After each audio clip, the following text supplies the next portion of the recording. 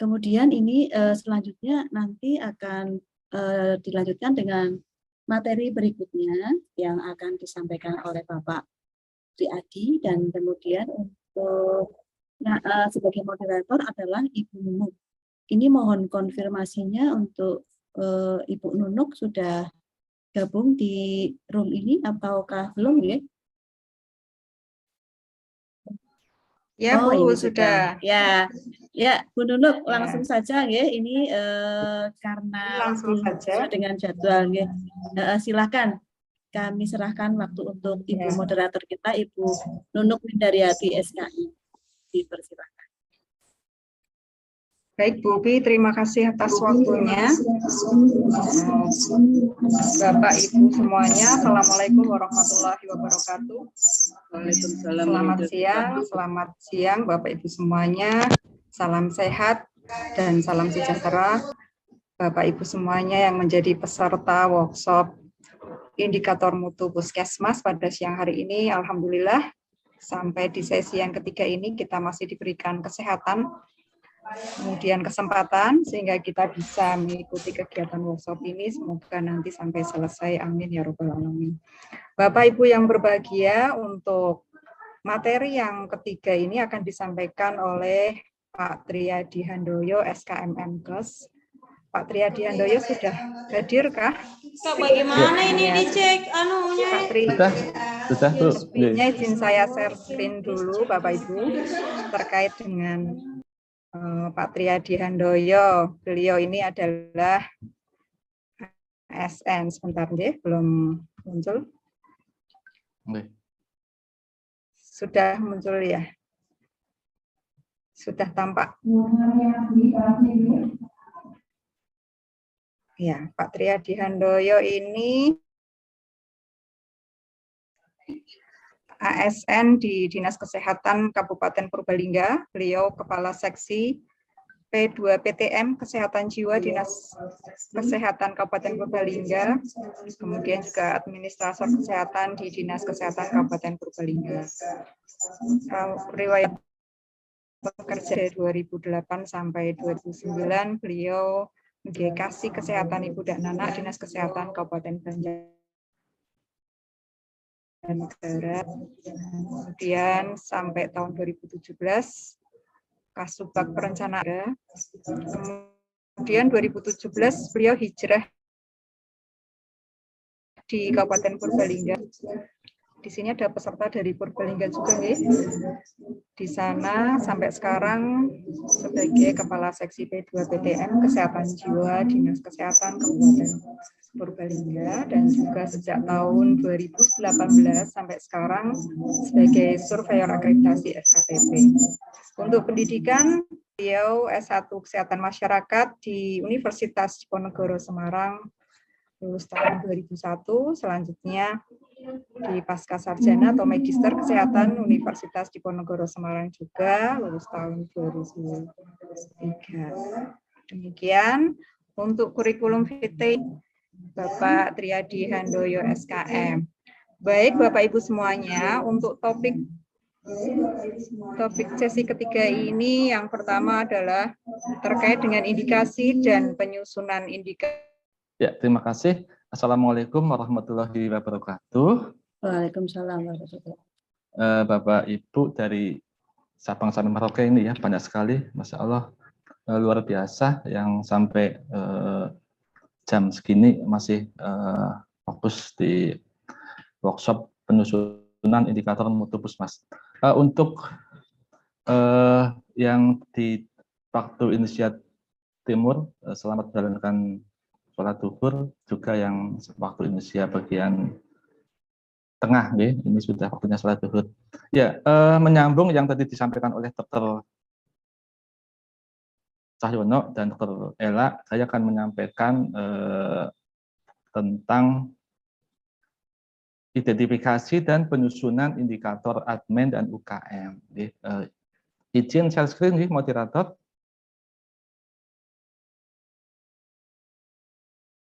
Ya, silakan. Ya.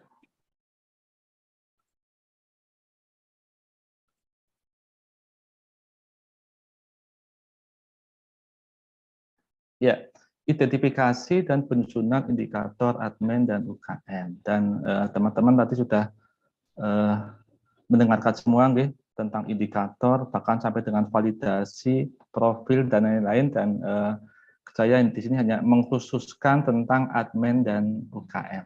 Ya. Yang pertama, dasar hukum. Ya. Teman-teman Puskesmas dan juga dibantu oleh teman-teman Dinas Kesehatan sudah menjadikan semua dasar hukum dalam penyusunan indikator itu banyak sekali nggih.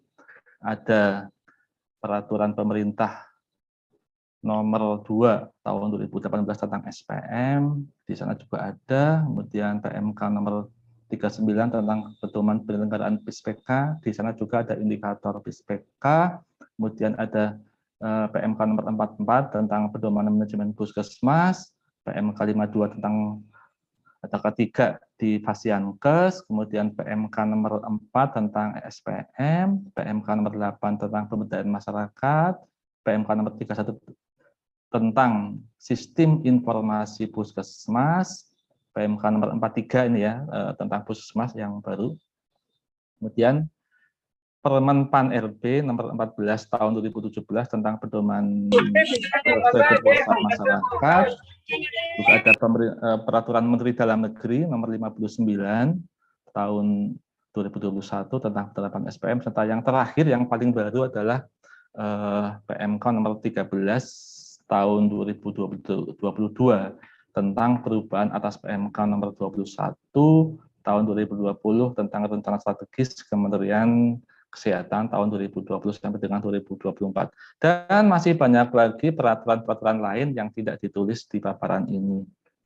Ya, kemudian pengertian dan jenis-jenis indikator tadi juga sudah disampaikan, jadi mungkin saya hanya sekilas saja, tadi sudah disampaikan oleh Dr. Cahyono, bahwa indikator itu adalah variabel ukuran atau tolak ukur, bukan tolak ukur ya tadi ya, tapi tolak ukur untuk mengetahui adanya perubahan atau penyimpangan yang dikaitkan dengan target atau standar atau nilai yang telah ditentukan. Di 161 indikator kinerja adalah indikator untuk menilai cakupan kegiatan dan manajemen puskesmas. Dan indikator juga harus sensitif dan spesifik, kemudian biasanya digunakan untuk mengukur keberhasilan kinerja seseorang atau kelompok atau organisasi tertentu, serta bisa mengukur kinerja visi, misi, sasaran, program, dan kegiatan. Ya, tadi sudah disinggung juga, sudah dijelaskan beda antara indikator mutu dan indikator kinerja, bahwa indikator kinerja itu adalah indikator untuk menilai cakupan kegiatan dan manajemen puskesmas. Itu. Saya lanjutkan. Ini indikator mutu puskesmas. Ada indikator mutu prioritas puskesmas, ada indikator mutu nasional mutu, ada indikator mutu sasaran keselamatan pasien, dan ada indikator mutu unit layanan. Untuk indikator mutu pelayanan kesehatan di puskesmas itu ada yang berdasarkan regulasi dan juga berdasarkan tujuan. Untuk berdasarkan regulasi itu indikator yang bersifat mandatori dan yang non mandatori. Sementara itu yang berdasarkan tujuan ada indikator untuk merepresentasikan mutu dan indikator untuk upaya perbaikan.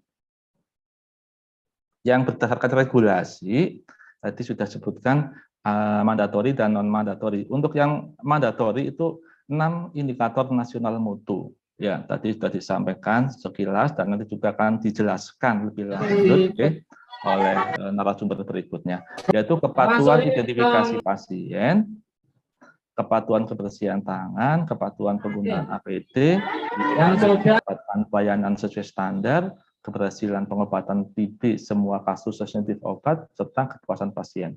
Kemudian untuk yang non-mandatori ini disusun berdasarkan permasalahan yang ada dihadapi di masing-masing puskesmas, yaitu ada indikator mutu prioritas puskesmas dan indikator mutu prioritas program itu bisa kita baca di 512 ya, di pokok pikiran.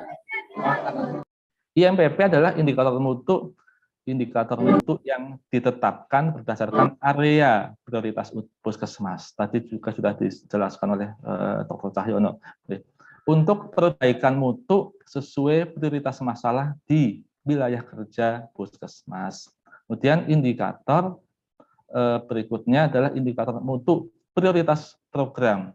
Itu indikator mutu yang merupakan representasi mutu unit kerja atau program itu, kemudian indikator mutu masing-masing unit kerja yang capaiannya tidak tercapai atau berpeluang untuk ditingkatkan, serta yang terakhir indikator sasaran keselamatan pasien. Jadi indikator mutu prioritas program itu nanti mendukung indikator mutu prioritas puskesmas gitu.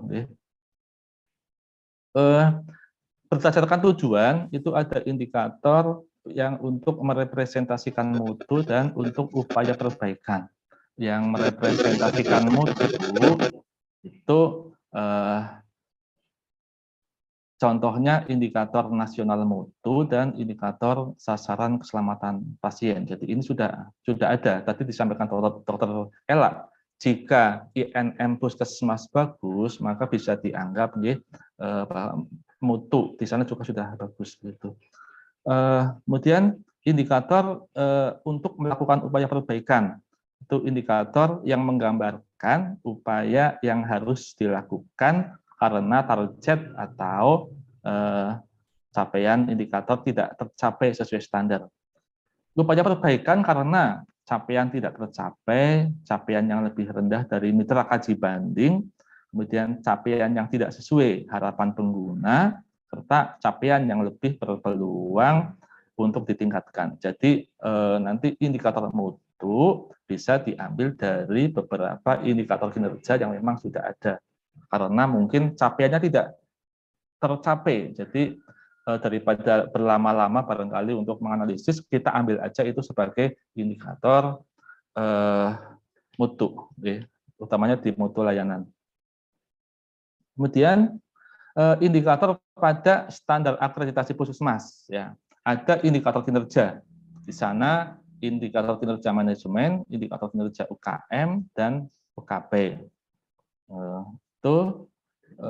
Indikator kinerja itu sesuai dengan SPM, PISPK, PKP dan program. Itu sesuai dengan dasar hukum yang sudah saya sebutkan di atas nih, ada PP tentang SPM, PMK nomor 44 dan lain-lain. Kemudian indikator mutu, ini sudah ada indikator nasional mutu, kemudian indikator mutu prioritas puskesmas dan indikator mutu unit layanan. Dan yang berikutnya indikator sasaran keselamatan pasien, yaitu indikator ketepatan identifikasi pasien. Ya, ini semuanya sudah disampaikan semua tadi oleh Dr. Ella. Indikator komunikasi efektif dalam pelayanan, indikator meningkatkan keamanan obat yang harus diwaspadai, indikator memastikan lokasi benar, prosedur benar, pasien benar, dan indikator mengurangi risiko infeksi akibat perawatan, serta indikator mengurangi risiko cedera pasien akibat jatuh. Ini langkah menentukan IMPP ya. Dari kita menentukan area prioritas, kemudian melaksanakan analisis penyebab masalah, menentukan tujuan berdasarkan masalah prioritas, menentukan IMPP, ya setelah tujuan ditemukan, maka kita akan menentukan indikator mutu prioritas puskesmas, kemudian kita juga menentukan rencana kegiatan, kemudian kita melaksanakan kegiatan-kegiatan untuk mencapai target IMPP, serta laksanakan monitoring evaluasi. Yang terakhir, buat laporan. Ini penjelasannya ya. Untuk menentukan area prioritas, kita ambil permasalahan yang ada pada masing-masing upaya. Tindakan urgensi, seriousness, dan growth. Ini sesuai dengan yang ada di Pedoman Manajemen Puskesmas ya, PMK nomor 44 tahun 2016 ya. Dan teman-teman Puskesmas tentunya sudah hafal sekali karena sudah sekian tahun melaksanakan kegiatan ini. Dan melaksanakan analisis penyebab masalah pakai fishbone, pohon masalah, atau diikuti juga dengan 5 WISE. Kemudian menentukan tujuan yang SMART ya, spesifik, measurable, achievable, relevan, dan time bound. Setelah itu kita tentukan indikator mutu prioritasnya. Profilnya jangan lupa dan kamus indikatornya. Setelah itu kita tentukan rencana. Dan jika rencananya banyak sekali, maka kita tentukan prioritas ya dengan metode ini. Kita lihat capability-nya, accessibility-nya, readiness-nya, sama leverage-nya. Jadi kita lihat ketersediaan sumber dayanya, ada anggarannya, sarana, peralatan, SDM, dan lain-lain. Accessibility, kemudahan, apakah masalah itu mudah diatasi atau tidak. Kemudian kesiapan dari tenaga pelaksana maupun kesiapan dari sasaran, ya. Kemudian L-nya leverage, yaitu seberapa besar pengaruh kriteria yang satu dengan yang lain dalam pemecahan masalah yang dibahas. Kemudian kita laksanakan kegiatan, ya. Setelah itu kita monitoring evaluasi. Ini juga dalam rangka mencapai CQI, ya. Itu yang terakhir membuat laporan. Profil indikator, ya. Nanti ini juga akan disampaikan Dr. Lilis, ya. Sedikit mengulas. Kita setiap indikator memang mestinya ada profilnya, meskipun sangat banyak ya. Tadi juga sudah disampaikan ya. Judulnya judul yang spesifik mengenai indikator apa yang akan diukur. Kemudian dasar pemikirannya bisa menggunakan ketentuan peraturan apa. Kemudian berdasarkan evidence base, berdasarkan literatur, juga berdasarkan analisis situasi. Dimensi mutunya ini merupakan prinsip atau tujuan prioritas dalam memberikan pelayanan, meliputi dimensi efektif, dimensi keselamatan, dimensi berorientasi kepada pasien, dimensi tepat waktu, efisien, adil, dan terintegrasi. Kemudian setiap indikator mewakili 1 sampai 3 dimensi mutu. Tujuan suatu hasil yang ingin dicapai dengan melakukan pengukuran indikator. Kemudian DO-nya. Mungkin untuk jangka pendek barangkali kita juga tidak harus 21 profil ini disebutkan. Saya pikir cukup ada judul, dasar pemikiran, dimensi mutu, nanti lagi-lagi definisi operasional, dan ada targetnya. Kemudian jenisnya ada input, proses, output, outcome. Ya, input ini untuk menilai apakah fasilitas pelayanan kesehatan memiliki kemampuan sumber daya yang cukup untuk memberikan pelayanan. Proses ini untuk menilai apa yang dikerjakan staf fasilitas pelayanan kesehatan dan bagaimana pelaksanaan pekerjaannya. Outputnya untuk menilai hasil dari proses yang dilaksanakan, dan outcome untuk menilai dampak layanan yang diberikan terhadap pengguna layanan. Bu Nunu, suara saya masih kedengaran? Masih jelas. Yes, Oke. Pak, masih. Ya. Kemudian satuan pengukuran, ya. Satuan pengukurannya bisa jumlah, ya. Ini standar atau dasar ukuran yang digunakan. Bisa jumlah, bisa persentase, dan satuan waktu ya. Seperti kalau kita lihat dashboard mobil itu ada jumlah liter bensinnya, kemudian kilometer per jamnya, kemudian penggunaan bensin per kilometernya. Jadi itu beda-beda. Kemudian ini numerator atau pembilang jumlah subjek atau kondisi yang ingin diukur dalam populasi atau sampel yang memiliki karakteristik tertentu. Dan denominatornya semua peluang yang ingin diukur dalam populasi atau sampel. Kemudian targetnya, ini sasaran yang telah ditetapkan untuk dicapai. Kemudian ada kriteria inklusi, kriteria eksklusi. Inklusinya, subjek yang memenuhi kriteria yang telah ditentukan. Eksklusinya, batasan yang mengakibatkan subjek tidak dapat diikutkan dalam pengukuran.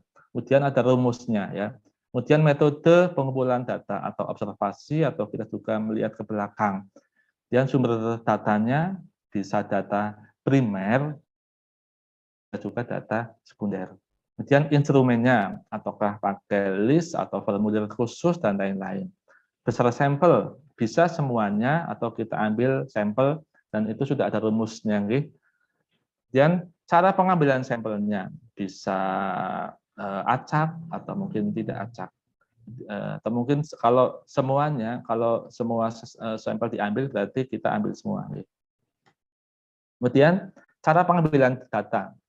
Periode pengumpulan data bisa bulanan, ya.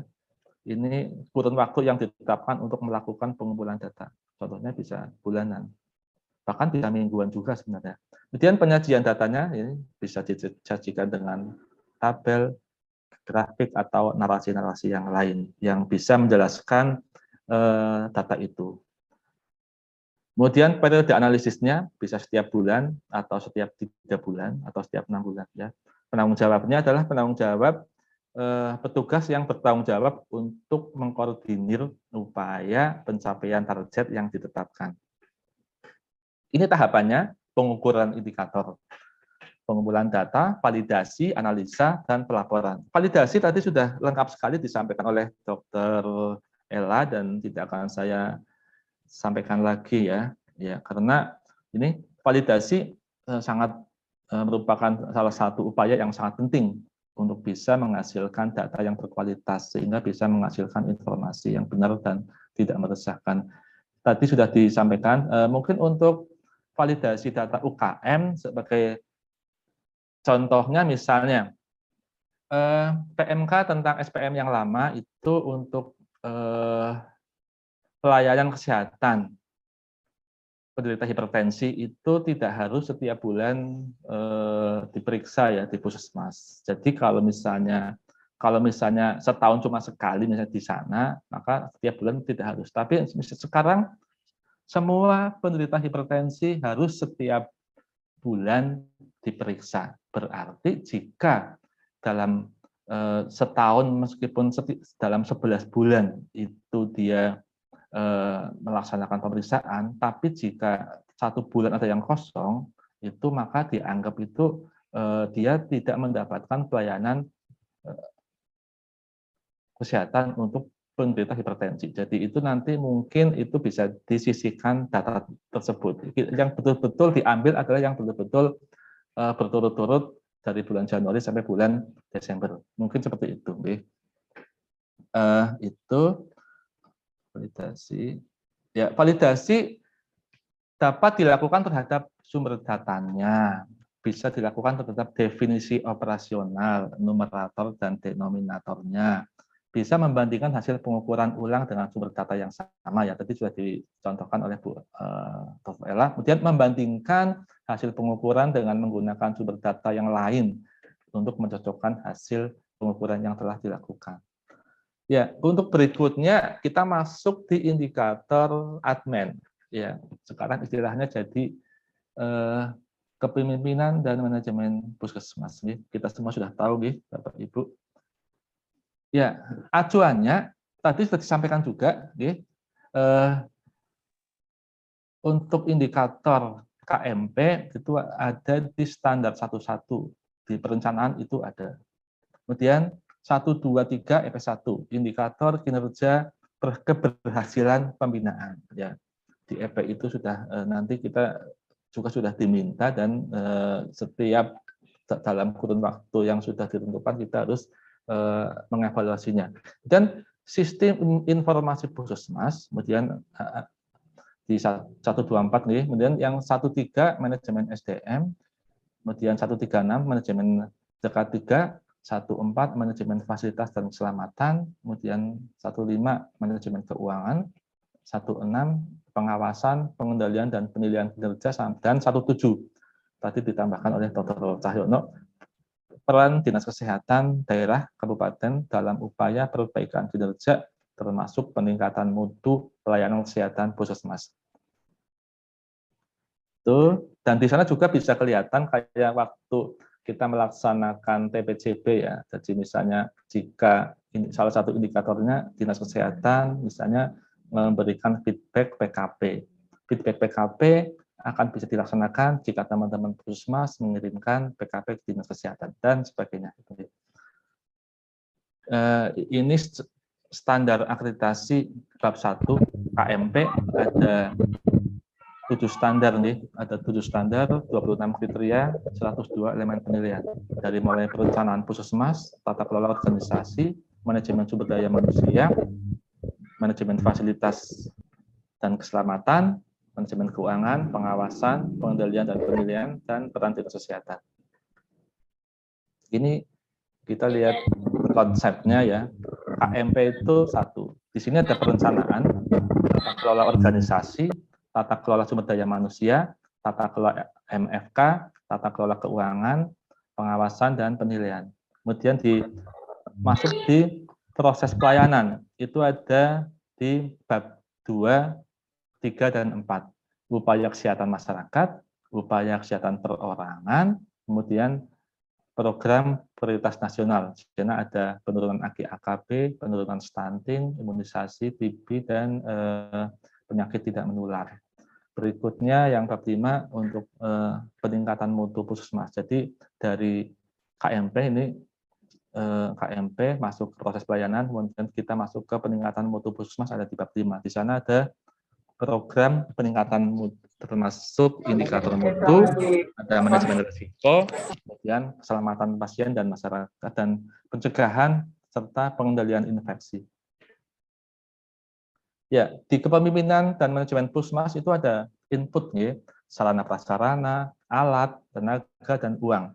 Diperlukan dukungan sumber daya yang memadai, baik dalam jumlah, jenis, maupun fungsi, dan kompetensinya sesuai standar. Kemudian manajemen sumber daya dan mutu merupakan satu kesatuan sistem pengelolaan puskesmas.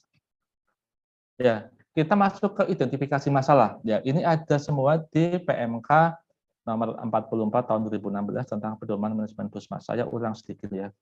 Nanti dalam rangka menemukan indikator ya, kita identifikasi masalah dahulu. Identifikasi masalah dilaksanakan dengan membuat daftar masalah yang dikelompokkan menurut jenis upaya, target, pencapaian, dan masalah yang ditemukan.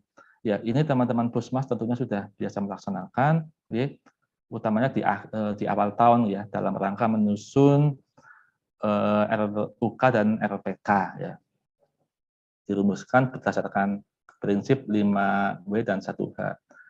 Apa masalahnya, siapa yang terkena masalahnya, kapan itu terjadi, kemudian di mana masalah itu terjadi, kenapa, dan bagaimana masalah itu terjadi. Ya, contohnya ini berikutnya di PMK nomor 43 tahun 2019 pasal 14 ya, identifikasi masalah KMP, sarana prasarana. Di sana ada sistem penghawaan, sistem pencahayaan, sistem air bersih, sanitasi, dan higien, dan lain-lain.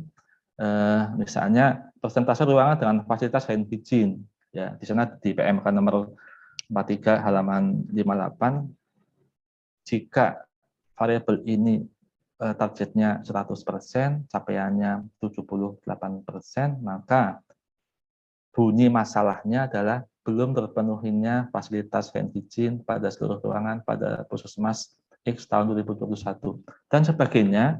Ini yang berikutnya yang di P3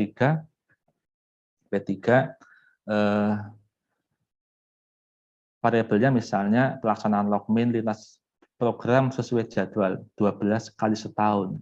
Jika targetnya berarti 12 bulan, hanya tercapai misalnya 8 bulan ya, berarti masih pelaksanaan logmin bulanan lintas program belumlah rutin. Kemudian untuk akses pengguna layanan, nah, misalnya ini di sana akses pengguna layanan sesuai dengan Permen-Pan RB 14 tahun 2017 pedoman SKM, pelaksanaan SKM, sarana dan media umpan balik, tindak lanjut aduan, sosialisasi hak dan kewajiban, regulasi dan sebagainya. Ya. Jika cakupan SKM baik, targetnya 80%, capaiannya misalnya 40%, berarti kepuasan pelanggan masih rendah. Dan sebagainya ini yang di peralatan, ini SDM, dan keuangan, MFK misalnya persentase petugas yang mendapatkan edukasi sistem proteksi dan cara evakuasi pengguna layanan yang efektif pada situasi bencana itu belum seluruhnya, masih separuh. Berarti itu menjadi masalah ya. Itu bisa dilihat di instrumen bab 5 bab di 141.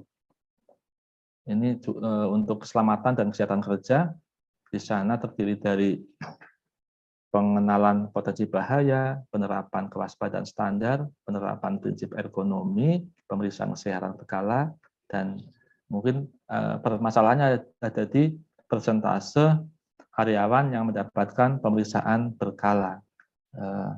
Standarnya semuanya, tapi capaiannya baru 80%.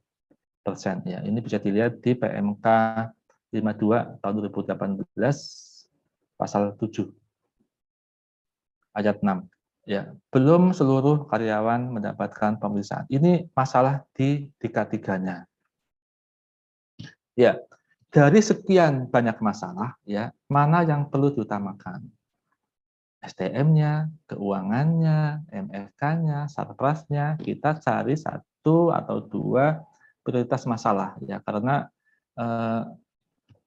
sumber daya kita kan sedikit ya, jadinya tidak semua masalah harus kita pecahkan, harus kita atasi di saat yang sama.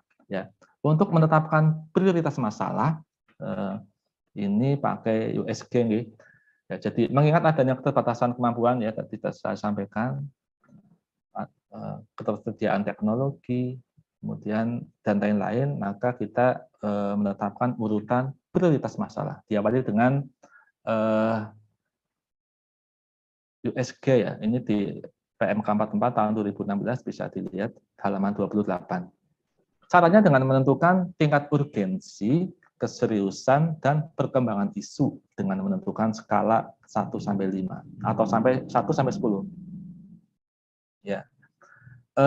Kalau urgensi maksudnya seberapa mendesak isu itu harus dibahas ya. Seriousness, seberapa serius itu isu tersebut perlu dibahas dikaitkan dengan akibat yang timbul. Jadi kalau ditunda-tunda malah semakin tidak baik ya. Kemudian growth, seberapa kemungkinannya isu itu menjadi berkembang dikaitkan dengan kemungkinan masalah penyebab isu akan memburuk kalau dibiarkan. Ini misalnya ketemu nomor 1. Ya, nomor 1 itu pengelolaan umpan balik pelanggan sesuai SOP. Ya, ini masalahnya, masalah utama di Puskesmas itu. Kita mencari akar penyebab masalah, bisa menggunakan diagram tulang ikan maupun diagram pohon masalah. Untuk tulang ikan misalnya seperti ini. Kepuasan pelanggan masih rendah. SDM-nya kita lihat, di sana petugas kurang paham SOP, petugas tidak melakukan tindak lanjut survei kepuasan masyarakat dan tidak ada timnya. Jadi kayaknya untuk mengatasi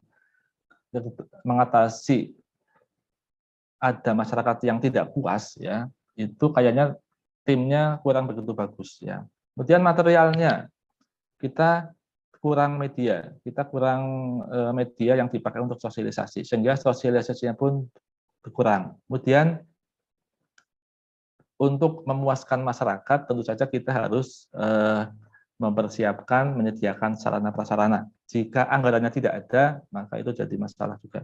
Kemudian metodenya, di metode itu mungkin SOP-nya masih sedikit, dan sebagainya. Dan fishbone itu hanya menggambarkan kemungkinan suatu penyebab, bukan fakta penyebab yang sesungguhnya. Untuk itu diperlukan kita mengkonfirmasi dengan yang memegang data tersebut. Jadi kalau kita bilang SDM-nya, berarti kita harus mengkonfirmasi ya. Karena ini kan brainstorming biasanya spontan ya. Kemudian efek masalah perlu diidentifikasi dan dipahami dengan jelas sehingga tidak terjadi kerancuan dalam mencari kemungkinan penyebabnya. Ya. Fishbone ini merupakan cara yang baik untuk mengidentifikasi kemungkinan penyebab secara terfokus ya, sehingga dapat dihindari kemungkinan lewatnya penyebab. Jadi kalau kita detail SDM-nya apa saja sih masalahnya, dan di situ dibahas dengan lama, brainstorming, nanti semuanya bisa keluar masalahnya ya. Itu ini pohon masalahnya. Dan ini model 5 whys ya. Untuk masalah yang berbeda kita bisa lihat misalnya why Mengapa alat tidak dikalibrasi? Ya, karena lembaga kalibrasi sedikit. Why? Mengapa petugas tidak paham? Karena tidak ada manual book. Mengapa petugas kurang kompeten? Karena belum dilatih. Mengapa banyak alkes yang kedaluarsa? Karena belum dipilah dan sebagainya. Mengapa tidak ada anggaran? Karena belum ada dibuat perencanaan. Gitu. Ya, ini contoh indikator di admin ya, mempunyai misalnya variabelnya mempunyai rencana 5 tahunan. Ya, kita pakai skala 0 sampai ada 0, 4, 7 dan 10. Kemudian ada RUK yang disusun berdasarkan rencana 5 tahunan. 0 jika tidak menyusun. Nilai 4 ada beberapa ada analisa dan perumusan. Ya. Kemudian nilainya yang sempurna ya jika seluruhnya ada analisa dan perumusan. Penyusunan RPK secara rinci dan lengkap. Ya. Kemudian melaksanakan logmin bulanan. Kemudian melaksanakan logmin 3 bulanan. Ya. Nilai 10 jika dalam setahun itu 4 ya bisa karena 3 bulanan kan 4 kali setahun ya. Kemudian nilai 10 untuk logmin bulanan jika nilainya jika dilaksanakan 9 sampai 12 kali per tahun. Itu harus itu ya. Untuk manajemen sumber daya ini contohnya dilakukan inventarisasi peralatan di puskesmas. Ada daftar inventaris sarana di puskesmas. Kemudian mencatat penerimaan dan pengeluaran obat di PKD dan Pusdu. Kemudian ada struktur organisasi. Untuk manajemen keuangan, misalnya ketepatan waktu, laporan keuangan bulanan. Ketepatan waktu, laporan keuangan 3 bulanan. Jadi nanti ini semuanya ada profil dan kamus indikatornya. Kemudian manajemen mutu ya, ini untuk keselamatan pasien misalnya, kepatuhan melaksanakan prosedur transfer, operan, SBAR, instruksi dokter, dan lain-lain. Ini targetnya 10, mutlak jika patuh maka nilainya 10. Dan sebagainya ada kepatuhan melakukan double check pada tindakan, kepatuhan pelabelan obat high alert, kepatuhan pelaksanaan pelayanan informasi obat, dan kepatuhan melakukan kajian jatuh. Ini SKP banget ya, tadi sudah disampaikan oleh Ibu Dr. Ella. Kemudian ini contoh profilnya ya.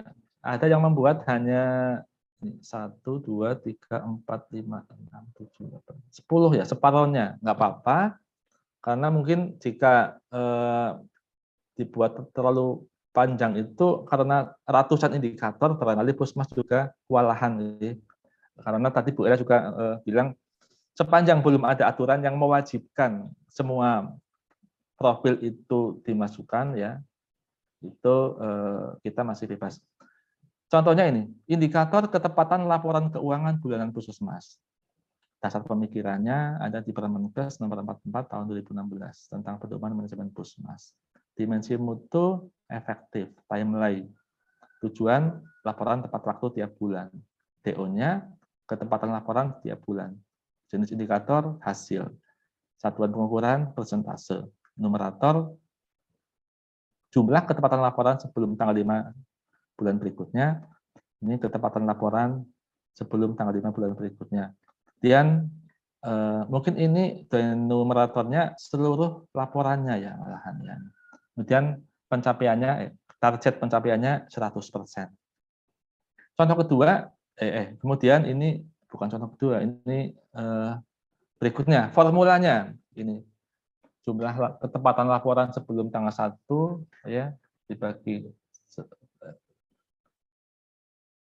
ketepatan laporannya kali 100%. Pengukuran langsung metodenya, kemudian sumber datanya bendahara, instrumen pengambilan datanya SPC, besar sampelnya total SPC, cara pengambilan sampling total SPC, periode pengumpulan datanya bulanan, dan penyajian datanya pakai tabel. Analisisnya, periode analisisnya itu bulanan dan tahunan. Yang bertanggung jawab adalah kepala tata usaha. Ya. Jadi ini malah udah semuanya malah ya. Ya, kemudian kita masuk di indikator upaya kesehatan masyarakat ya. Jadi karena puskesmas ada UKM, UKP, admin, UKP tadi sudah disampaikan, admin sudah disampaikan, ini tinggal UKM. Upaya kesehatan masyarakat, ini acuannya di standar akreditasi versi revisi bab 2, penyelenggaraan upaya kesehatan masyarakat yang berorientasi pada upaya promotif dan preventif ya. Ada di standar 26 yang ini UKM esensial, kemudian penyelenggaraan UKM pengembangan, kemudian pelayanan UKM diperkuat dengan PISPK, serta yang terakhir adalah program prioritas nasional. Maaf Pak Tri, Dalam? suaranya kecil, ini ada yang chat, suaranya kecil. Oke, ini sudah jelas? Ya bagus. Oke, ini agak ya. Dilanjut, mungkin lebih dekat. Standar bab 2. Jelas. Ya, oke. Standar bab 2 UKM ya, ini sudah kita tahu sendiri ya, sudah tahu semua. Untuk 21 perencanaan UKM secara terpadu, 22 akses pelayanan UKM, 23 pergerakan pelaksanaan pelayanan UKM dikoordinasikan dengan lintas program dan lintas sektoral, kemudian pelayanan UKM dengan metode pembinaan secara berjenjang, kemudian pelayanan UKM diperkuat dengan PISPK, kemudian penyelenggaraan UKM esensial, serta 27 penyelenggaraan UKM pengembangan. Kemudian yang P3-nya UKM itu ada di 28, pengawasan, pengendalian, dan penilaian kinerja pelayanan UKM. Ya.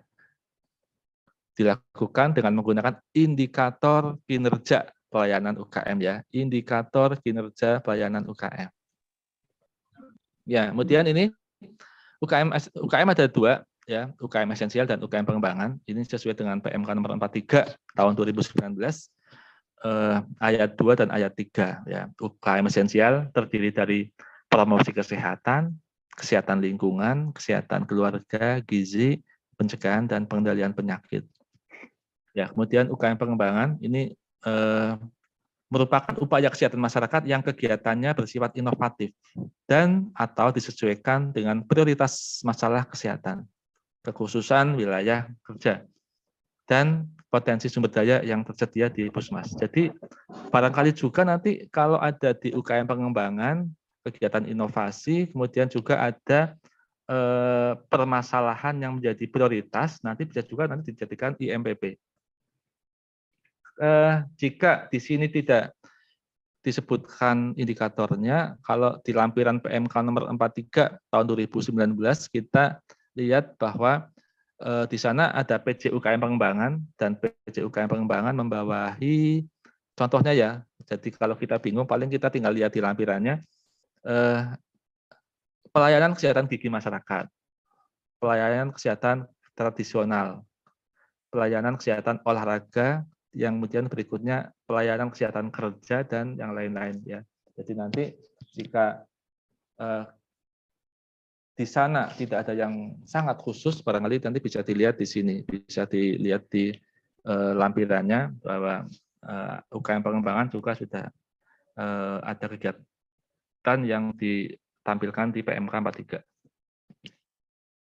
Kemudian ini tadi sudah disampaikan juga nih, misalnya pelayanan kesehatan keluarga. Dari sekian banyak indikator pelayanan KESGA, ini tentukan indikator mutu yang merupakan representasi dari mutu pelayanan KESGA. Jadi kalau mutu pelayanan KESGA itu sekarang lagi boomingnya itu tentang stunting barangkali ya masalahnya. Nanti itu kita kembangkan. Kemudian tentukan indikator mutu unit untuk peningkatan perbaikan mutu pelayanan KESGA. Jadi nanti unit-unit di Puskesmas itu ada indikator yang mendukung perbaikan mutu pelayanan kesehatan keluarga. Ya, kemudian sumber datanya bisa SPM, bisa PKP, PISPK, indikator lainnya. Dan jika tidak tercapai targetnya, nanti kita jadikan indikator mutu unit ya. Ya, jadi misalnya pelayanan kesehatan ibu hamil ya. tidak tercapai targetnya, maka kita jadikan sebagai indikator mutu unit untuk memperbaiki peningkatan kinerja. Dan jika sudah tercapai targetnya, buatlah indikator mutu unit yang merupakan representasi mutu unit. Ya, jika misalnya pelayanan kesehatan ibu hamil itu sudah tercapai, nanti kita cari yang lain ya, buat membuat indikator mutu unit yang mewakili, merepresentasikan mutu unit di unit kesehatan keluarga misalnya. Ini contoh menyusun indikator mutu prioritas puskesmas UKM ya. Misalnya, Kepala Puskesmas X dan para penanggung jawab melakukan identifikasi permasalahan yang terjadi tahun lalu. Hasilnya ditentukan area prioritas yaitu di UKM. Lalu dilakukan pengumpulan data permasalahan dan mengidentifikasi beberapa permasalahan. Kemudian dilakukan diskusi dengan menentukan prioritas masalah dengan USG. Memilih masalah prioritas yaitu Puskesmas X tidak mencapai target penurunan kematian ibu dan bayi dan terjadi penambahan 2 kasus kematian ibu pada tahun yang lalu. Dari analisis penyebab dengan menggunakan fishbone diperoleh akar masalah penyebabnya adalah SDM bidan kurang, kompetensi bidang tidak sesuai standar, pemberdayaan masyarakat kurang, tidak jelasnya sistem rujukan maternal dan neonatal, kurangnya deteksi dini kasus risiko tinggi pada ibu, dan belum maksimalnya integrasi dalam penanganan kasus ibu hamil dengan penyakit penyerta. Kemudian, tim menentukan tujuan. Dalam waktu 1 tahun, Puskesmas X harus dapat menurunkan kematian ibu dan bayi jadi 0 melalui integrasi lintas program dan dalam penanganan kesehatan ibu dan anak. Ini IMPP-nya menurunkan jumlah kematian ibu dan bayi menjadi 0 pada tahun 2023. Ini IMPP ya, indikator mutu prioritas puskesmas. Kemudian di masing-masing unit pelayanan juga ada indikator mutu unit pelayanan. Di admin mempunyai indikator pemenuhan SDM bidan ya, yang sesuai standar 100%. UKP, pengelolaan rujukan kasus bayi dan ibu sesuai dengan standar 100%. Kesehatan keluarga, integrasi penanganan kasus ibu dan bayi sesuai dengan standar. Kemudian untuk promosi kesehatan, peningkatan frekuensi KIE, kesehatan ibu, bayi setiap dukuh 2 kali sebulan. Kemudian di P2P ada pembentukan posbindu integrasi kelompok calon pengantin di setiap dukuh 100%. Ya, jadi masing-masing unit kerja mendukung ya, memiliki indikator mutu unit kerja masing-masing yang mendukung indikator mutu prioritas puskesmas. Kemudian kita akan mengidentifikasi indikator pada instrumen akreditasi bab 2. Ya. Yang promosi kesehatan, indikatornya nanti persentase posyandu aktif, kemudian terbentuknya tatanan sehat sesuai dengan pedoman, kemudian melakukan proses pemberdayaan masyarakat. Ini indikator yang disyaratkan di instrumen akreditasi, dan mungkin nanti teman-teman pengelola promosi di Dinkes maupun Puskesmas ada juga indikator yang lain, dan nanti itu bisa mungkin kalau di sini ada 3, nanti indikator yang lain ada 2, jadinya 5 untuk indikator untuk promosi kesehatan. Ya. Dan enaknya sekarang itu di itu Pak, ada khusus itu. Instrumen itu kita dijelaskan dengan rinci ya, misalnya apa itu persentase posyandu aktif, itu kemudian bagaimana terbentuknya tatanan sehat, itu kita mendapat penjelasan yang rinci sehingga kita bisa melaksanakan dengan benar gitu ya. Kemudian untuk kesehatan lingkungan ada 3 indikator, yaitu jumlah desa STPM ya, kemudian persentase fasilitas umum yang memenuhi syarat kesehatan, dan persentase tempat pengolahan pangan yang memenuhi syarat kesehatan. Dan masih ada indikator yang lain, barangkali misalnya persentase air bersih dan lain-lain. Ya, mungkin juga persentase rumah yang memiliki IPA misalnya, atau rumah ini dalam rangka stop PABS nih, rumah yang memiliki jamban yang sehat. Itu untuk mencapai kinerja UKM esensial Kesling dilakukan upaya promotif dan preventif ya. Ada pemicuan, pendampingan, kemudian melaksanakan inspeksi Kesling, kemudian upaya promotif dan preventif sesuai dengan indikator tambahan. Jadi bukan hanya 3 ini, tapi nanti ada indikator yang lain ya, yang ditetapkan oleh Puskesmas yang mengacu pada pedoman, panduan, dan atau ketentuan yang berlaku. Itu untuk kesehatan keluarga ini ada 5 indikator, ya 2263 kesehatan keluarga. Ini indikator yang menggambarkan akses ibu hamil terhadap pelayanan standar ya. Kemudian persentase bayi baru lahir, baduta, balita, anak usia sekolah dasar yang mendapatkan pelayanan sesuai standar. Ini meskipun satu baris, tapi nanti ada sekian indikator. Persentase bayi baru lahir yang mendapatkan pelayanan kesehatan. Persentase balita yang mendapatkan pelayanan kesehatan, persentase anak usia sekolah yang mendapatkan pelayanan kesehatan, itu ada di Permenkes nomor 4 tahun 2019 tentang SPM. Kemudian standar remaja yang mendapatkan screening kesehatan remaja. Kemudian persentase calon pengantin yang mendapatkan screening kesehatan calon pengantin, serta persentase lanjut usia yang mendapatkan pelayanan kesehatan sesuai standar. Ini juga ada di Permenkes nomor 4 tahun 2019 tentang SPM.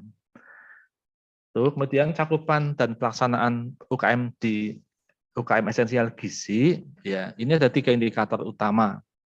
Puskesmas melaksanakan surveillance gizi, kemudian persentase bayi usia kurang dari 6 bulan yang mendapatkan ASI eksklusif, kemudian pelaksanaan tata laksana gizi buruk pada balita.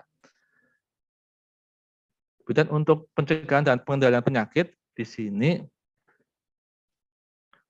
tidak disebutkan indikatornya apa saja, tapi nanti Puskesmas menentukan sendiri berdasarkan prioritas masalah dan transformasi layanan kesehatan primer di Puskesmas. Teman-teman semua, mungkin di sini tidak disebutkan, tetapi kita memiliki indikator SPM yang berhubungan dengan P2, misalnya pelayanan kesehatan penderita hipertensi, pelayanan kesehatan penderita DM.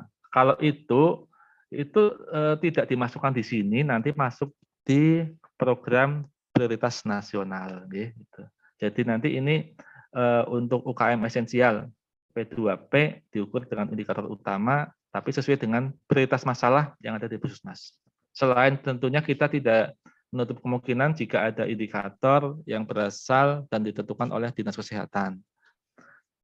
Kemudian untuk UKM pengembangan, nanti juga menentukan 3 indikator utama pengembangan yang ditetapkan oleh Puskesmas. Lagi-lagi tadi sudah saya sampaikan, jika nanti belum ketemu, nanti kita lihat di lampiran ya, lampiran PMK-nya itu ada salah satu beberapa untuk UKM pengembangan, yaitu pelayanan kesehatan gigi masyarakat, pelayanan kesehatan tradisional, kesehatan olahraga, dan kesehatan kerja, dan yang lain-lain.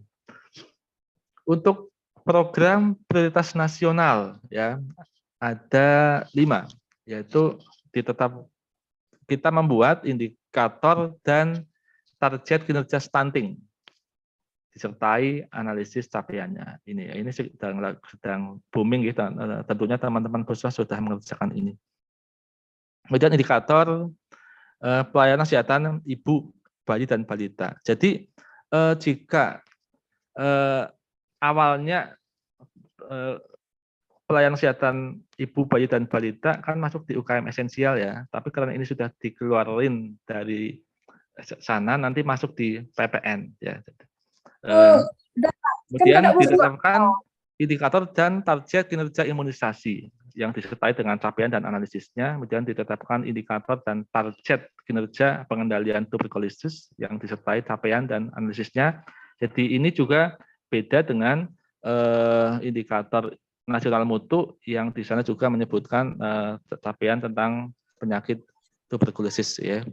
Kemudian yang terakhir ditetapkan indikator kinerja pengendalian penyakit tidak menular ya. Ini di masing-masing pemegang program juga sudah tahu untuk penyakit tidak menular yang masuk di SPM itu hipertensi, kemudian diabetes mellitus, kemudian OTGJ ya. Jadi itu tidak lepas dari pemegang program penyakit tidak menular.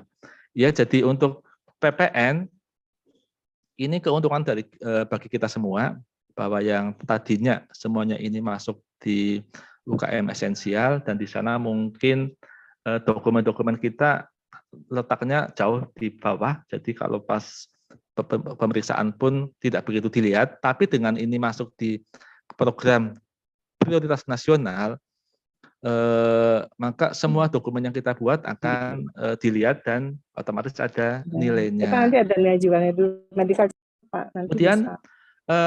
Contoh indikator Nanti BPJS UKM ya.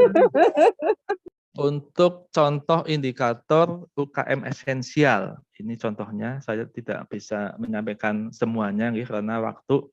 Misalnya cakupan posyandu mandiri, sasarannya posyandu, targetnya 76,35%. DO-nya persentase jumlah posyandu yang sudah memenuhi kriteria posyandu mandiri. Ya.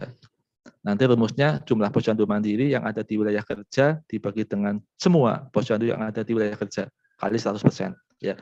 Rumusnya sama ya, dengan rumus yang sama ini Nanti juga laporan cakupan kebiasaan. rumah tangga sehat, kemudian cakupan desa siaga strata mandiri.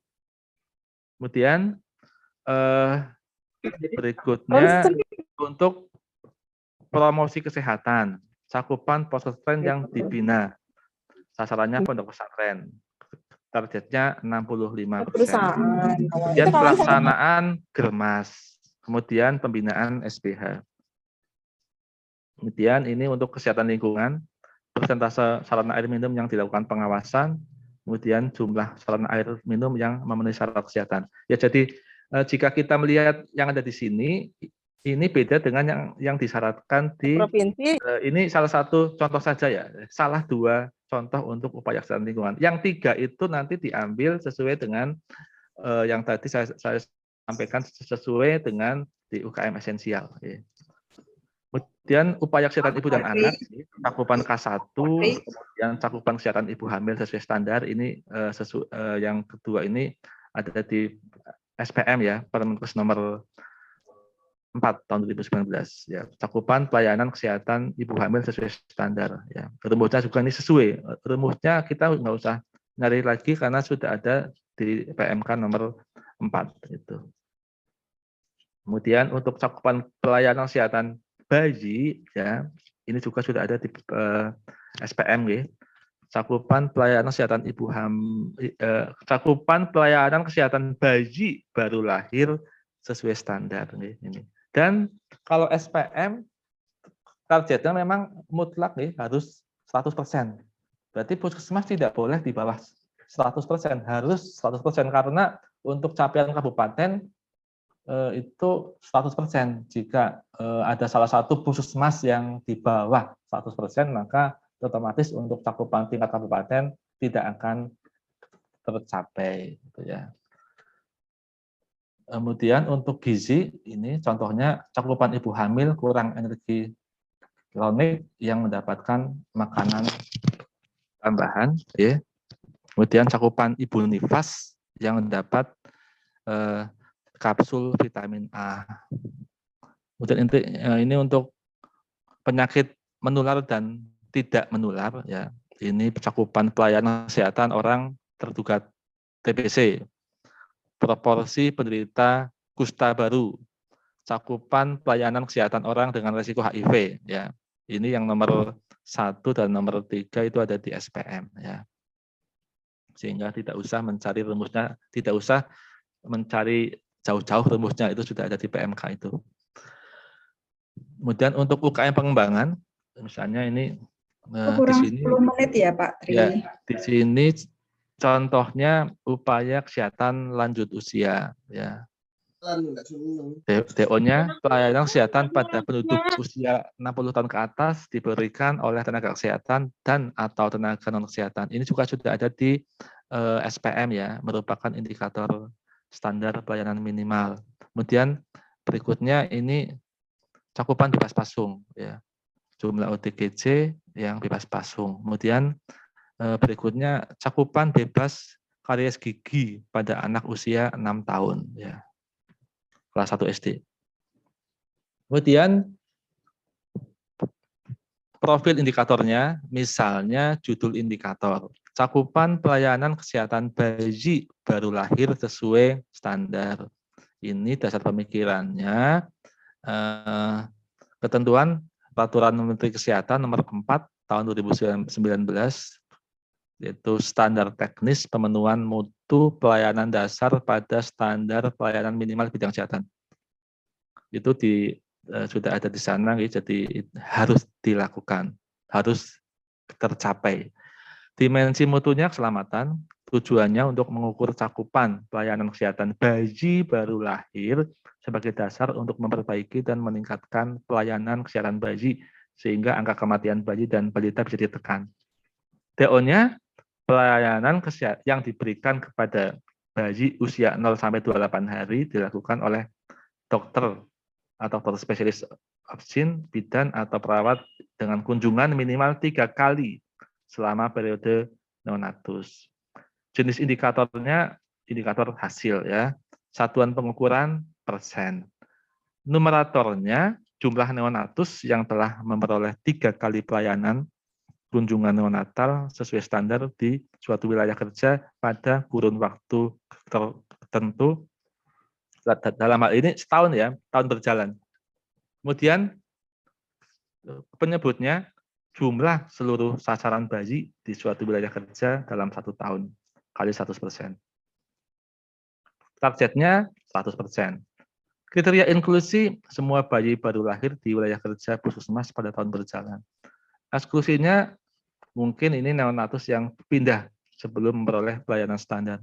Formulanya ya tadi ya, pembilang dibagi penyebut kali 100%. Jumlah neonatus yang telah memperoleh 3 kali pelayanan kunjungan neonatal sesuai standar di wilayah itu ya, di wilayah puskesmas dibagi jumlah seluruh sasaran bayi. Dalam 1 tahun dikalikan 100%. Kemudian metode pengumpulannya observasional retrospektif. Belakang ya, karena sudah ada datanya. Kita lihat sumbernya di catatan-catatan, misalnya ada ini ya. Kemudian instrumen pengambilannya data sekunder, besar sampel, total sampel, kemudian cara pengambilannya total sampel, kemudian periodenya bulanan. Untuk analisis bisa bulanan, 3 bulanan, dan tahunan. Penanggung jawabnya tentu saja penanggung jawab program KIA. Ya, kemudian ini yang terakhir ya. Kita jangan lupa untuk mencatat dan mendokumentasikan semua proses penentuan IMPP dan indikator mutu unit pelayanan. Semuanya dicatat dan didokumentasikan. Kemudian hasil pelaksanaan kegiatan dilaksanakan mendokumentasikan hasil pelaksanaan kegiatan dalam rangka mencapai target indikator mutu tersebut. Kemudian mendokumentasikan juga monitoring dan evaluasinya. Kemudian hasil pelaksanaan rencana tindak lanjutnya juga didokumentasikan sehingga proses PDSA selesai dan target bisa dicapai. Selamat berjuang, sukses selalu, dan terima kasih. Hanya itu yang bisa kami sampaikan, Ibu Moderator. Monggo, barangkali ada pertanyaan dari teman-teman semua. Terima kasih. Baik Pak Triadi Handoyo, terima kasih atas pemaparan materinya. Sudah banyak sekali ini pertanyaan baik di chat room, kemudian untuk yang raise hand kami persilahkan pertanyaan langsung. Sebelum yang raise hand, kami bacakan dulu ini untuk rekapan kami dari hasil chat di room ya.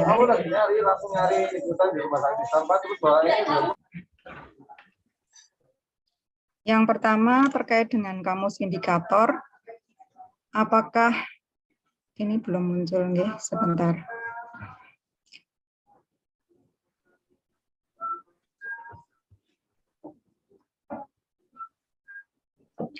Pertama terkait dengan indikator. Ini dari Ibu Seni, Puskesmas Gua 2, Sulawesi Utara. Izin bertanya, kamus indikator yang dibuat untuk semua program atau yang diprioritaskan saja? Ini langsung dijawab satu persatu atau bagaimana Pak Tri? Ya, bisa. Jadi tadi kita sampaikan bahwa setiap indikator harus ada profil dan kamusnya ya. Jadi untuk semua indikator, bukan hanya IMPP, tapi untuk semua saja. Tapi mungkin untuk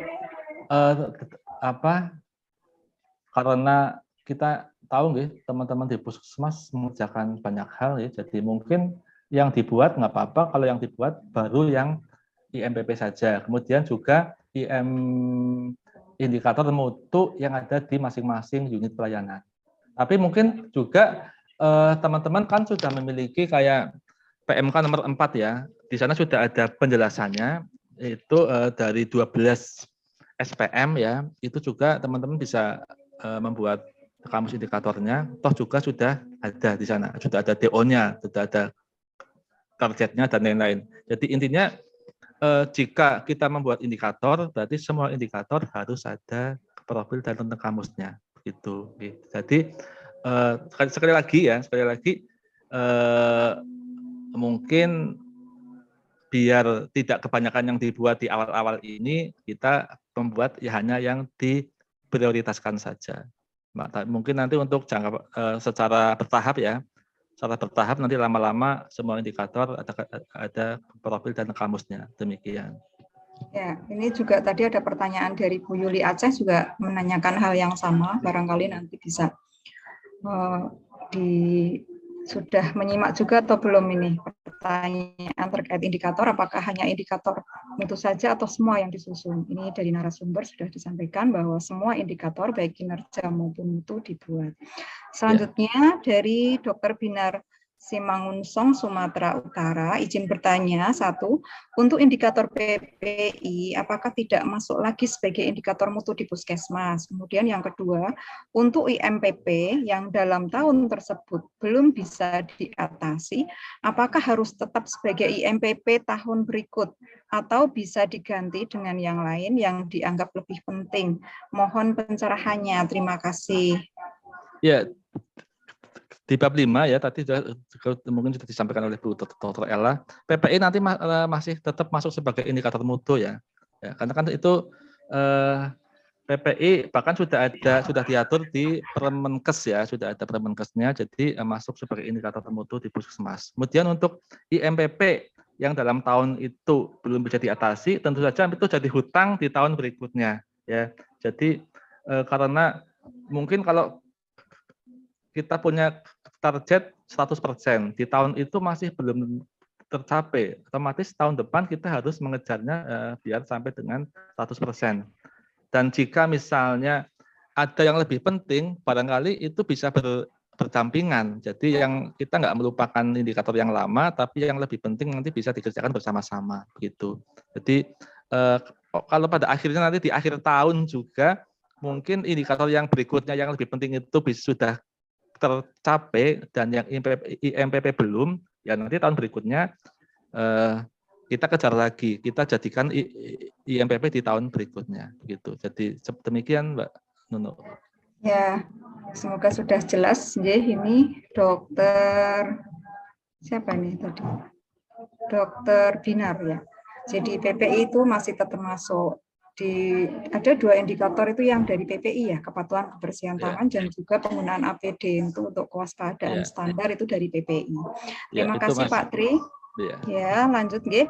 Kemudian ini dari Pak Iwan Riswandi, Puskesmas Kokap 2 Kulon Progo DIY. Apakah Pusmas harus membuat SK tentang INM? Kalau iya, SK tersebut memutuskan apa saja? Ya.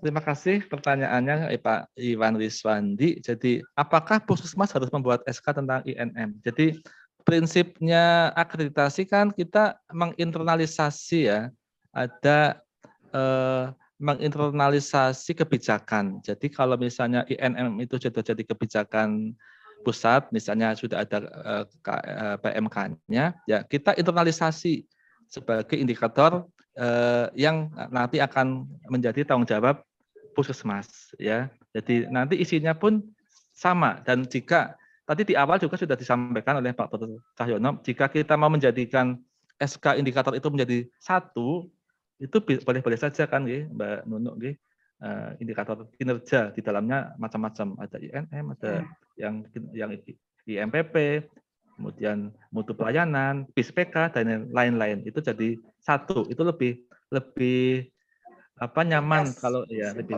ringkas demikian. Ya, baik. Dilanjut ya Pak Tri. Ya. Dari Dr. Gigi Previta Ninda Pramukti, Puskesmas Karangjambu Purbalingga. Lah ini anaknya Pak Tri ini ya. Dok, mohon izin bertanya, bagaimana caranya menentukan dimensi mutu dalam membuat profil indikator? Ya, terima kasih Bu Dr. Gigi Previta. Saya bukan dokter ya, jadi jangan. Iya, tadi sudah saya sampaikan ada sekian dimensi mutu ya. Dimensi mutu itu nanti kita tinggal milih. Mana ya nanti dimensi mutu?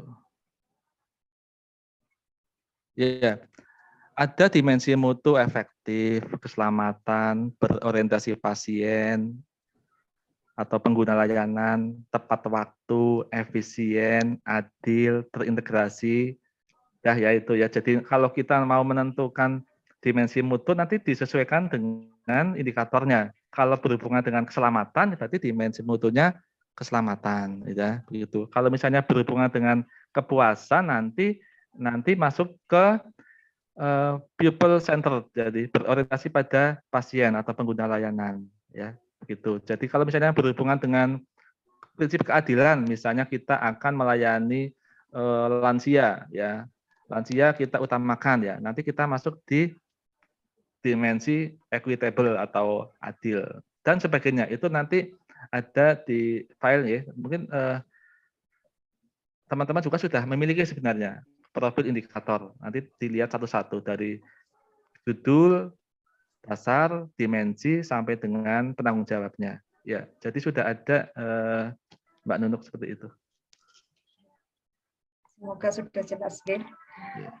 Dari Dr. Leni Oktriana, Puskesmas Manyaran, Kota Semarang ini, Pak Tri, izin bertanya, apakah indikator KBK BPJS boleh diambil sebagai indikator mutu Puskesmas? Ini mungkin terkait kinerja capaian keuangan, ya.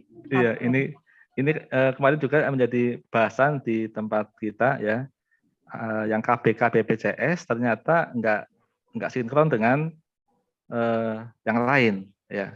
Jadi mestinya sih sama ya. Jadi kalau yang di KBK boleh juga nanti dimasukkan sebagai indikator mutu PKM. Cuma nanti kalau ada hal-hal yang bertabrakan nanti menjadi diskusi dari teman-teman Puskesmas. Misalnya capaian pelayanan kesehatan hipertensi ya, karena biasanya untuk beberapa kabupaten yang sasarannya tinggi, maka kalau kita hitung dalam waktu setahun itu nggak akan tercapai 100% ya. Tapi di KBK harus 100% kan. Itu jadi nanti menurut saya idealnya sih memang itu dijadikan indikator mutu Puskesmas sekalian. Jadinya nanti antara yang KBK BPJS dengan yang SPM itu bisa beriringan ya. Jadi nggak tabrakan begitu. Sebaiknya demikian. Ya, terima kasih Pak Tri. Lanjut nggih. Ini dari Dr. Bu Risa Pramitaningrum, BPT Puskesmas Jepara, Kabupaten Jepara. Ini admin lagi nih Pak Tri. Indikator perilaku bolehkah diambil dari penilaian kinerja pegawai ataukah ada indikator tersendiri? Iya, tadi saya masih ingat yang disampaikan Pak Dr. Cahyono, nggih. Jadi itu bisa diambil dari penilaian kinerja pegawai, nggih. Boleh. Tapi kalau misalnya kita akan menambah lagi, barangkali yang di sana belum cukup, nanti kita juga bisa mengambil. Karena jika itu sudah menjadi keputusan kepala puskesmas, misalnya, oh saya belum puas dengan indikator yang ada untuk menilai perilaku, saya akan menambah yang lain lagi karena memang budaya di sini seperti ini. Jadi nanti demikian untuk membuat indikator pun harus melihat dari budaya masing-masing, utamanya kalau kita menilai perilaku masyarakat. Itu. Ya, lanjut Pak Tri. Maksudnya perilaku pegawai ya, bukan masyarakat. Ya, ini lanjut. berarti di SDM, kinerja penilaian perilaku, itu maksudnya harus ada SK tersendiri atau boleh memakai indikator dari penilaian kinerja di SKP itu. Iya. Ya, SKP bisa jadi acuan juga untuk teman-teman puskesmas menyusun indikator kinerja pegawai. Iya, Pak Dono. Seperti yang tadi disampaikan itu salah satu dasar hukumnya dari Permenpan RB ngaten. Oke. Lanjut Pak Tri, dari Pak Sisworo Puskesmas Belik Pemalang, ini izin bertanya, untuk akreditasi edisi revisi yang terdiri dari 5 bab, regulasinya apakah sudah clear? Kalau sudah, PMK nomor berapa untuk referensi bagi kami? Terima kasih. Ya, ini Mbak Nunuk pun tetap senyum-senyum ya, juga teman-teman surveyor yang ada di sini juga masih tersenyum ya. Jadi mungkin ini bukan kapasitas saya untuk menjawab nih Pak Sisworo ya. Jadi sampai sekarang pun kita masih menunggu PMK-nya. Tapi selama ini yang kita lakukan juga penekanannya di survei akreditasi yang 5 bab ya. Meskipun sebenarnya di prakteknya juga nggak begitu jauh ya dengan yang 9 bab, tapi kita memegangnya yang edisi revisi yang 5 bab, meskipun itu baru draft, belum ditetapkan dalam PMK. Ngaten. Kita pun masih menunggu-nunggu, Pak. Tanda-tanda tanya bagi semua, nggih. Tetapi kita sudah mulai sosialisasi dan persiapan. Baik, bisa dilanjutkan, nggih. Ini dari Pak Ketut Dinkes Gualemo. Izin bertanya Pak Triadi, proses akreditasi Puskesmas tahun ini apakah sudah menggunakan edisi revisi 5 bab ini sama nggih? Ini sama Mbak, nggih. Sama. Jadi yang setahu kita pun menggunakan yang 5 bab ya, karena memang jika kita diminta untuk workshop pun kita diberikan bekal yang 5 bab itu, bukan yang 9 bab. Jadi kita siap-siapnya dengan 5 bab saja, Pak Ketut. Pak Ketut nyiapin yang 5 bab. Iya, okay. Baik, lanjut dari Enggar Suswati SSI Apoteker, Puskesmas Mabuun, Tabalong. Izin bertanya, mohon penjelasan kembali tentang profil indikator mutu terkait apa yang dimaksud periode analisa dan apa saja yang dilakukan pada tahap periode analisa. Apakah periode analisa merupakan batasan waktu untuk penyampaian laporan dari pengolahan sampel yang kita lakukan? Ya, terima kasih Bu Enggar Siswati ya. Pertanyaannya bagus banget nih ya. Jadi periode analisa itu misalnya gini, kalau indikator itu targetnya untuk setahun ya, kita memiliki periode analisa ada rapat logmin bulanan, nanti dianalisa di bulanan, rapat logmin linsek 3 bulanan, itu dilaksanakan 3 bulanan. Mungkin juga nanti di situ di 3 bulan berikutnya kita masukkan di penilaian kinerja Puskesmas. Jadi itu periode analisanya bisa bulanan, bisa 3 bulanan atau 6 bulanan seperti itu. Jadi kemudian apakah periode analisa merupakan batasan waktu untuk menyampaikan laporan dari pengolahan sampel yang kita lakukan? Nanti itu juga karena itu sudah masuk, kalau itu kita sudah tulis di profil, Mohon izin diinput. di profil indikator kita, maka jika kita sudah menulis di sana bahwa setiap periode analisa itu harus menyampaikan laporan, yaitu harus kita tepati ya. Jadi misalnya kalau setiap bulan kita akan menganalisa indikator pelayanan kesehatan ibu hamil ya. Berarti kan setiap misalnya itu kegiatannya setiap tanggal 10 tiap bulan. Berarti sebelum tanggal 10 itu kita harus menyampaikan laporan itu. Ya, harus menyiapkan dari sudah kita datanya sudah ngumpul, kita olah, kemudian bisa kita jadikan bahan diskusi gitu. Diskusi waktu kita lakukan analisa itu. Ya, semoga sudah jelas nggih, Bu Enggar. Bisa dilanjut ya Pak Tri. Yeah. Ini dari Pak Basit Dinkes Cilacap. Pak Basit, apa kabar? Sehat selalu, semoga nggih. Izin bertanya, di standar 512 itu lanjutnya ke 522 FMEA atau yang dimaksud untuk menentukan IMPP di bab 5. Ya, 512 ya. Ya. 512, 522. Tadi Pak Tri ada menyampaikan 512. Ya. 512 itu kepala puskesmas dan tim atau petugas yang diberi tanggung jawab untuk peningkatan mutu dan keselamatan pasien berkomitmen untuk membudayakan peningkatan mutu secara berkesinambungan. Ya, di sini juga di pokok pikiran dijelaskan dalam rangka upaya perbaikan mutu yang berkesinambungan, kepala puskesmas memberlakukan indikator mutu terdiri dari IMPP dan indikator mutu program gitu. Ya, demikian kalau hubungannya dengan 513 ya Mbak. 522 lanjutnya 512, ke 522 522 atau yang dimaksud untuk menentukan IMPP. Ya, 522. Ini coba ya nanti 522. Ya.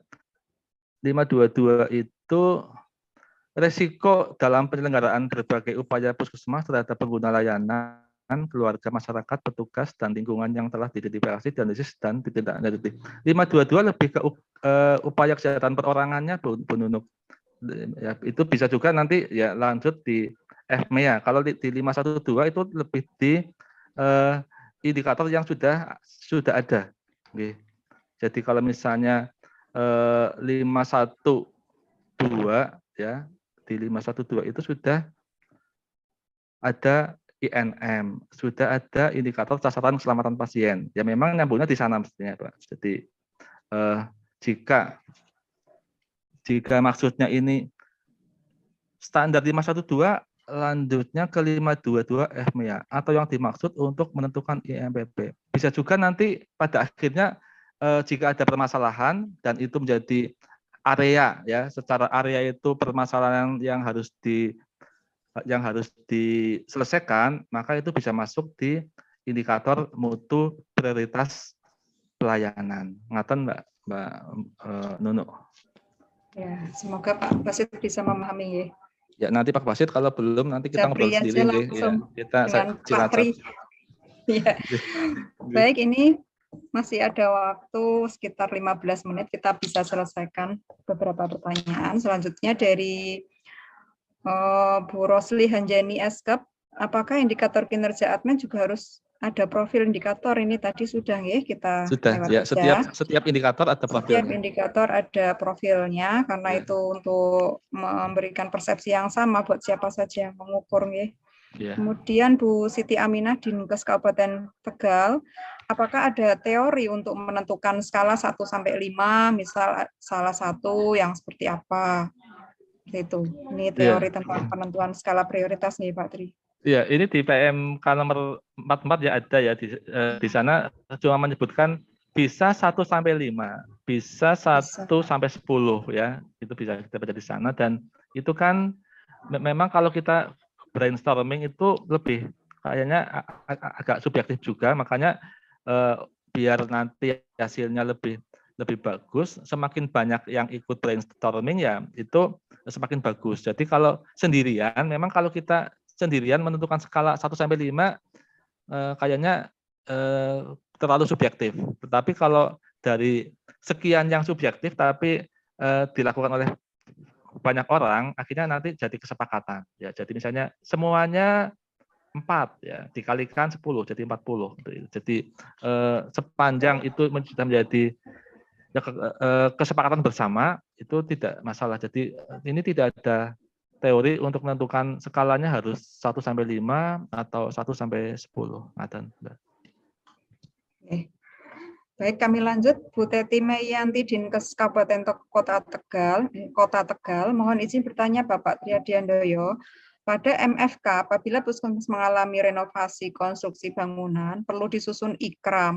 Mohon penjelasannya tentang IKRA dan bagaimana cara mengidentifikasi risiko di PCRA. Mohon pencerahannya, matur nuwun. Iya, Ini perlu waktu makasih. banyak ya untuk Ini identifikasi makanya ya materi mungkin MFK. untuk ya untuk MFK mungkin nanti penjelasannya agak panjang ya. Jadi kayaknya kita barangkali Bu Nunuk mau mengadakan lagi ya, serial lagi ya. Ya, nanti Ya, se-Indonesia iya, ditunggu iya, untuk serial selanjutnya, Bapak iya. Ibu. Barangkali nanti memerlukan materi lagi tentang MFK, walaupun sudah banyak workshop, rupanya teman-teman puskesmas masih banyak yang bertanya. Kalau ada renovasi atau bangunan baru, gitu, ada rehab, harus ada PCRA, bagaimana menyusun PCRA dan juga IKRA-nya. Ya. Ini lewat dulu, nggih, Ya, Bu lewat dulu, Teti. nggih. Mohon Karena maaf. kalau dijelaskan agak panjang banget, nggih. Mohon maaf, Ibu Teti. Kemudian selanjutnya dari Dr. Nurhasianah, Puskesmas Mananggu, Bualemo. Ya, izin bertanya Pak, untuk indikator mutu prioritas Puskesmas, apakah boleh hanya 1 indikator saja atau wajib ada 1 untuk admin, 1 UKP, dan 1 UKM? Iya, jika di puskesmas yang bersangkutan itu hanya ada 1 masalah prioritas ya boleh-boleh saja sih, cuma 1 saja ya. Biar kalau IMPP-nya cuma 1 kan nanti yang lain menopang dengan fokus ya. Jadi misalnya IMPP-nya milik upaya kesehatan masyarakat. Nanti yang admin bisa menyokong, yang UKP juga bisa membantu. Jadi dengan adanya indikator mutu masing-masing unit layanan. Jadinya nanti fokusnya cuma 1 malahan ya. Nggak apa-apa tapi kalau misalnya dengan di puskesmas itu SDM-nya banyak, barangkali ada 2, nggak masalah. Tapi malah mungkin kalau menurut saya untuk 1 MPP itu jadinya kita punya 1 unggulan yang nanti digotong bersama-sama untuk dicapai di akhir tahun itu bisa berhasil. Ya, semoga dipahami ya Bu Dr. Nurhasianah. Bisa dilanjutkan pertanyaan dari Dr. Gigi Rahadian Indrajati, Puskesmas Sumbu 1. Ya, sama ya. Untuk IMPP berapa jumlah minimalnya? Apakah IMPP harus disertai indikator mutu layanan yang mendukung IMPP? Ini sama pertanyaannya. Ini kemudian dari Bu Yuli melalui WA. Tadi pertanyaan yang 1 terkait dengan profil indikator kinerja, apakah harus disusun? Ini sudah dijawab. Kemudian ini yang 1 untuk indikator admin, mohon ada 1 contoh indikator mutu admin dari area prioritas sesuai PMK 44 2016 sampai dengan PDSA-nya. Oh iya, tadi sudah disampaikan ya di awal tadi waktu kita membahas tentang yang ada USG-nya itu. Admin, bagaimana menyusun indikator mutu admin ya? Iya. Jadi dari mulai kita menganalisis ya pakai USG ya, kemudian kita memprioritaskan masalah ya, kemudian kita setelah kita menemukan masalah prioritas ya dengan di ranking ya, kemudian ditentukan, kemudian kita menentukan tujuannya ya. Kemudian setelah kita menentukan tujuannya, kita membuat nama indikator itu ya. Jadi misalnya tujuannya untuk meningkatkan kepuasan pasien. Berarti nanti indikatornya juga berhubungan dengan kepuasan pasien itu ya. Jadi seperti itu. Jadi kalau untuk admin kadang-kadang biasanya banyakkan yang input aja ya Bu Nunuk, meskipun juga ada yang sifatnya proses. Ini mungkin minta contoh 1 saja gitu barangkali Pak.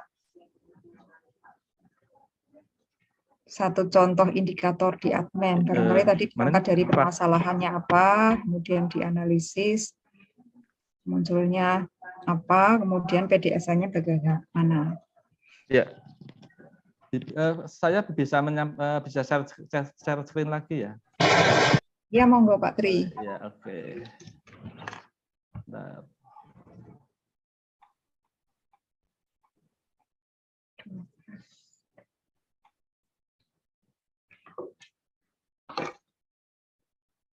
Admin.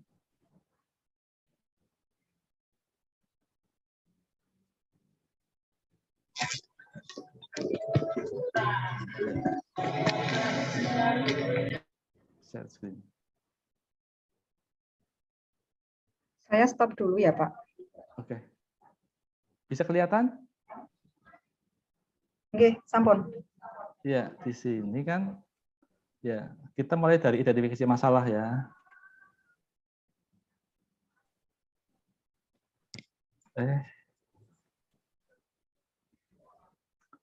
Loncat ya Mbak? Meloncat. Ya. Nanti kayaknya di PPT ada yang Ada nih. contoh yang kepuasan itu bisa jadi itu. Bisa Ya, jadi sebelum yang nah, indikator prioritas kepuasan. ya. Mulai dari kita identifikasi masalah ya dengan 5W1H, kemudian kita ya ini masing-masing masalah di admin ada sarpras ya, dicari masalahnya, ada pengawasan pengendalian, ada akses pengguna layanan, kemudian peralatan ya, kemudian SDM, kemudian masalah yang utama itu setelah dilakukan USG itu di sini ya. SOP ya, hubungannya dengan kepuasan ya, pengelolaan umpan balik pelanggan melalui sesuai SOP itu kepuasan masalahnya nih di sini. Kepuasan pelanggan rendah ya. Di sini disebabkan oleh SDM, oleh material. Jadi nanti jika ini menjadi karena SDM menjadi kewajiban sendiri, tupoksinya admin juga, material jadi tupoksinya admin juga, mungkin metode menjadi tupoksinya teman-teman di mutu ya untuk membuat SOP dan lain-lain.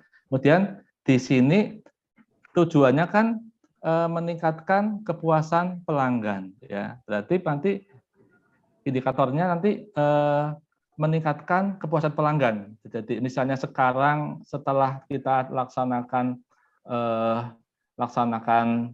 survei kepuasan pelanggan nilainya rendah, kemudian kita ada perbaikan SDM, misalnya petugasnya kurang paham SOP, kita tingkatkan, kemudian kita juga selalu tindak lanjut survei, kemudian bikin teamwork yang bagus, kemudian meningkatkan media, meningkatkan sosialisasi, sehingga nantinya pada akhirnya kepuasan pelanggan di tahun depan itu meningkat ya. Jadi kalau itu kita jadikan IMPP, kemudian semua unit pelayanan itu berusaha yang sama dalam rangka kepuasan pelanggan, maka di akhir tahun kita insya Allah nanti bisa kepuasan pelanggan di puskesmas yang bersangkutan itu meningkat. Jadi misalnya IMPP-nya itu meningkatkan kepuasan pelanggan. Jadi nanti semuanya dilibatkan dalam rangka untuk kepuasan pelanggan di puskesmas itu. Ya. Kemudian kalau PDSA-nya nanti secara prinsip manajemen puskesmas juga tetap dilaksanakan. Mungkin bisa dinilai kita melaksanakan survei kepuasannya mungkin dengan jeda yang lebih pendek ya. Jadinya lebih mudah untuk diperbaiki jika ada yang belum pas. Izin Bu Nunu, untuk Ya, PDSA nanti Bu Lilis akan membahas lebih Iya. Oh, Dalam Lilis PDSA-nya akan di Bu membahas Lilis. lebih mendalam. PDSA-nya di Bu Lilis, Dokter Lilis ya. Oh ya, iya Bu Upi, terima kasih. Mungkin itu Pak Tri sudah nggih. Ya. Jadi demikian Mbak. Pertanyaannya ini masih banyak. Ya. Waktu tinggal 3 menit, ini akan kita selesaikan atau boleh menambah waktu berdasarkan pertanyaan atau akan dijawab melalui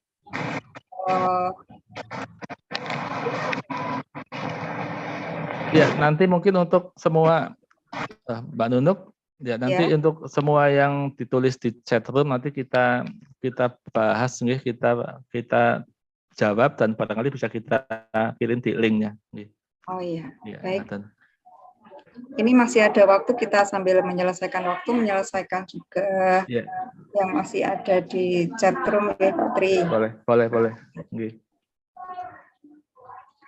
Baik. Share screen lagi terkait pertanyaan yang selanjutnya.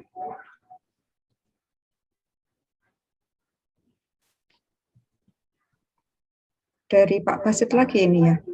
Izin kenapa memakai kalimat pemantauan bukan monitoring seperti yang disebut pada standar 161.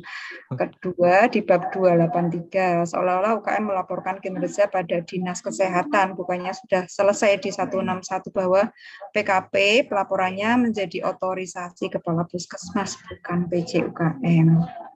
Iya. Ini bertanya tentang instrumen malah ya. Kenapa di bab 2 memakai kalimat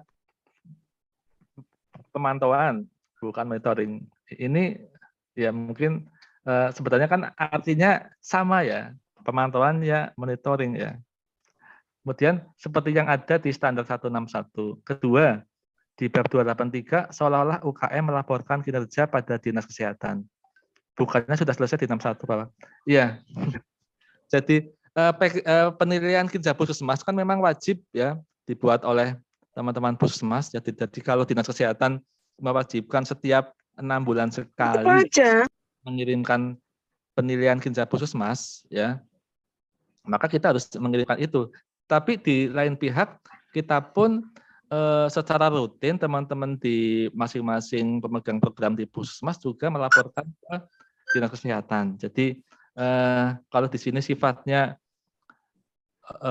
otorisasi Kepala Puskesmas bukan PJ-UKM, toh juga pada prakteknya kalau PJ-UKM ataupun pelaksana UKM atau yang lain melaporkan ke Dinkes itu kan selalu melewati Kepala Puskesmas kan, selalu ditandatangani oleh Kepala Puskesmas ya. Jadi bukan PJ-UKM yang melaporkan ke Dinkes, tapi PJ-UKM dengan mengetahui Kepala Puskesmas. Biasanya PJ-UKM cuma paraf dan nanti yang tanda tangan juga tetap Kepala Puskesmas. Begitu Bu Nunuk. Ya, istilah saja ya, sebenarnya sama iya, sama. Dan juga monitoring. Ini untuk waktu sebenarnya di jadwal itu 12.30. Cuman karena tadi kita mulainya maju, Pak Tri masih ada waktu 10 menit mau kita gunakan atau diselesaikan saja. Monggo. Sampai 12.30 sesuai Saya jadwal. Kalau ya. Mungkin ada juga yang sholat duhur ya udah lewat ini ya. Ada yang masuk sholat duhur. Ini terkait yang sudah saya rekap, mungkin ada yang belum saya rekap, mohon maaf. Ini mohon dijelaskan untuk komponen indikator UKM yang tidak ada di SPM, bagaimana rumus untuk menghitung persen target cakupannya. Adakah indikator mutu UKM harus mewakili dari masing-masing pelayanan UKM esensial, UKM pengembangan, dan PPM. Ini dari Bu Elida Ulfi Sunaila SKM Puskesmas Pulau Sari Pemalang. Iya. Sekarang jika kita membuat indikator kan memang harus memikirkan ya bagaimana pembilangnya, bagaimana penyebutnya. Jika memang sudah di SPM, ya memang kita tinggal ngambil aja ya. Dan sekarang jika kita melihat indikator yang di situ tidak ada di SPM, nah ya tentu saja kita harus merumuskan sendiri. Kemudian targetnya juga harus sesuai dengan situasi kondisi puskesmas tersebut. Bahkan kadang-kadang yang SPM pun puskesmas masih ngenyang ya. Ya mestinya capaian yang hipertensi jangan 100% dong, nggak akan pernah mungkin tercapai lah gitu-gitu kan biasanya seperti itu. Jadi bahkan di SPM pun kadang-kadang kita bisa menawar dan untuk indikator yang lain yang selain SPM tentu saja kita bisa menghitung target capaiannya sesuai dengan kemampuan kita sendiri. Sehingga pada waktu kita sudah menentukan indikator itu, maka diharap di akhir tahun itu betul-betul targetnya bisa dicapai sesuai dengan yang kita harapkan. Kemudian, apakah indikator mutu harus mewakili masing-masing pelayanan? Ya, ya. Jadi kalau masing-masing pelayanan itu ada UKM esensial, UKM pengembangan, dan PPN, sebaiknya demikian. Tapi mohon untuk pengertian PPN, sebenarnya PPN itu kan ada yang masuk di esensial juga ya, Mbak Nunuk ya. Jadi misalnya kayak yang dulu itu kayak di PPN kan ada PTM ya. Dulu sebelum ada pada waktu masih 9 bab kan PTM masuk di P2P. Nah, sekarang diambil dari sana masuk di bab sendiri. Jadi ini menguntungkan juga bagi P2 PTM sehingga yang dikerjakan dapat nilai. Jadi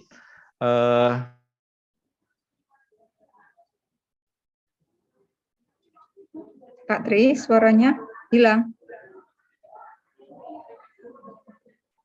Kak Tri, halo.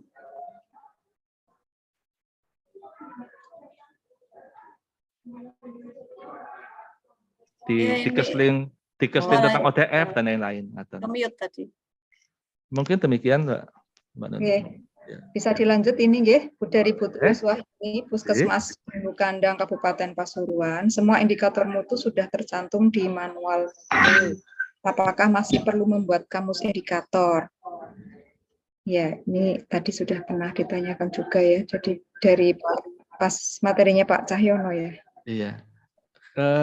Dan jika memang di manual mutu itu sudah lengkap sesuai dengan profil yang seharusnya, yaitu saya pikir nggak usah bikin lagi ya. Sepanjang itu sudah sama ya, misalnya profil ini semua indikator mutu ya. Jadi ya, memang itu, intinya semua indikator kan harus ada profil dan kamusnya ya.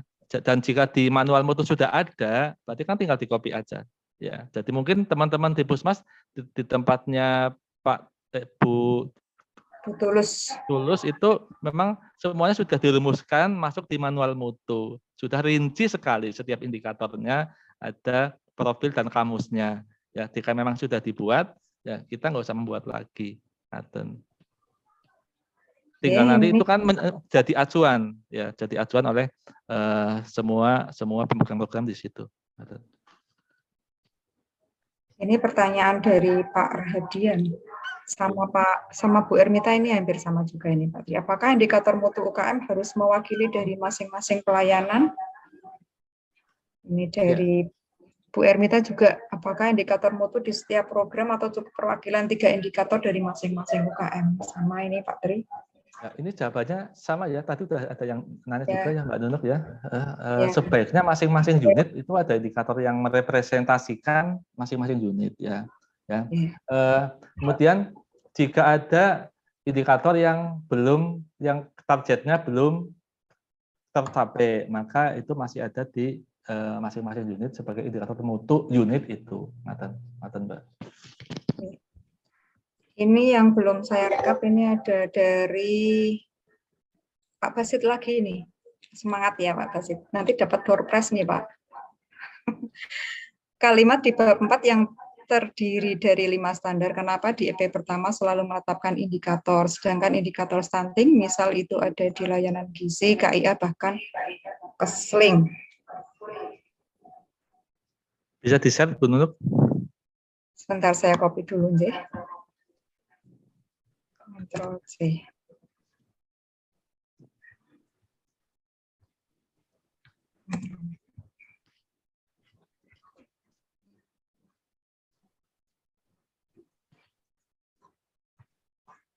Nih, kalimat di bab 4 terdiri dari 5 standar. Kenapa di EP pertama selalu penetapan indikator? Sedangkan indikator stunting, misal itu ada di layanan gizi, KIA, bahkan keseling. Wah, mungkin ini pertanyaannya sama yang membuat ini pertanyaannya sama yang membuat itu aja Pak Basit. Saya nggak Ini bisa teks menjawab nanti. Ya. Mengapa kok di setiap EP pertama, ya memang kita juga heran ya, setiap EP pertama di bab 4 PPN pasti di sana menyebutkan indikator. Kayaknya bukan hanya di gizi, malah bukan yang pertama, Mas Basit nih. Jadi itu Ya, barangkali itu pertanyaan-pertanyaan yang di chatroom Pak Ri, barangkali ini ada yang terlewat, saya mohon maaf, nanti akan direkap lagi oleh tim kami.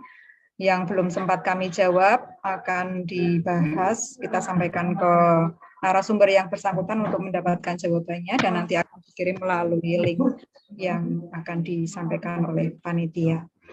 Baik, terima kasih, waktunya sudah selesai, cukup sekali, pertanyaannya banyak sekali. Rupanya untuk yang raise hand nggak ada nih Pak Tri, semuanya itu senangnya pakai chat ya, lebih leluasa barangkali. Atau mungkin teman-teman banyak juga yang nyambi, nggak apa-apa, sambil menyelam minum air ya Bapak Ibu, kita terus belajar, semangat untuk meningkatkan mutu pelayanan puskesmas atau FKTP kita. Terima kasih kami sampaikan kepada narasumber kita, Bapak Triadi Handoyo SKM MKes, atas waktunya, ilmunya, semuanya. Semoga menjadikan ilmu yang bermanfaat, menjadikan manfaat untuk kita semuanya, jadi amal yang soleh ya Pak Triadi, dan teman-teman semuanya bisa memanfaatkan ilmu yang diterima. Dari saya selaku moderator, apabila ada kesalahan atau kekurangan dalam menyampaikan acara ini, membawakan acara ini, mohon untuk dimaafkan, diikhlaskan. Wassalamualaikum warahmatullahi wabarakatuh. Waalaikumsalam. Kegiatan kendali kami sampaikan kepada Bu Parlupi. Silahkan Bu Parlupi. Terima kasih Pak Tri. Terima Ya. kasih. Mohon Terima maaf kasih kalau sekali penyampaiannya lagi kurang. Pak Tri. Terima kasih Pak Tri. Terima kasih Bu Nono. Oke, matur nuwun sami-sami Pak Bambang. Sehat Pak Bambang. Sehat Bu Nono. Semangat Pak Bambang. Semangat.